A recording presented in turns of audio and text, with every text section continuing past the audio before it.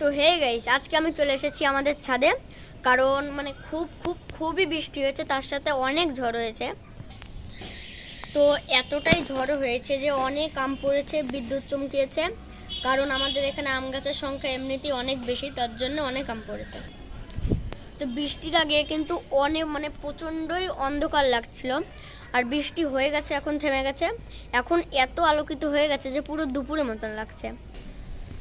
তো এই যে হচ্ছে সেই আম গাছটা, এই আম গাছ থেকে এত আম পড়েছে যে বেশিরভাগ সবাই কুড়িয়ে নিয়ে গেছে। তারপর আবার ওই টিনের উপরে অনেক পড়েছে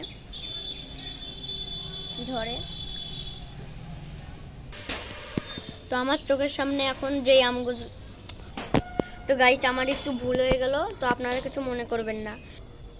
তো এখন আমার চোখের সামনে যে গাছগুলো আছে, মানে আম গাছগুলো, সেগুলো আপনাদেরকে দেখানো যাক। তো ফার্স্টে যে আম গাছটা আছে সেটা হলো এইটা। তো এইটা পুরো আমাদের ছাদের সাথে পুরো লেগে চলে এসেছে। এখানটায় একটা আম ছিল। তো এই আম গাছটা হচ্ছে আমার একটা ঠাম্মার।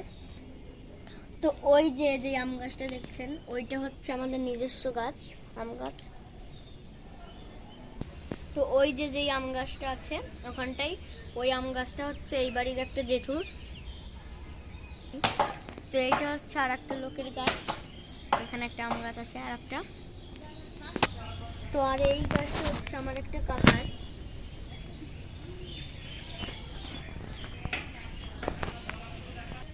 তো আপনাদের বেশি একটা গাছ দেখানো হলো না, আরও অনেক গাছই আছে যেগুলো হচ্ছে ভিডিওতে দেখা যাবে না। তো তাও প্রায় 8-9টা গাছ আছে। তো ওইগুলো হচ্ছে একটু বেশি ভিতরে আর অনেক গাছের সাথে আছে।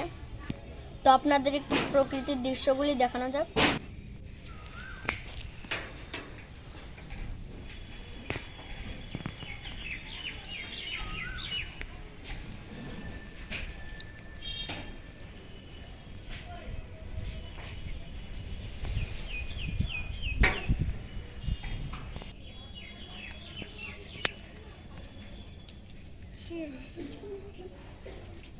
তো আজকের ভিডিও এই পর্যন্তই।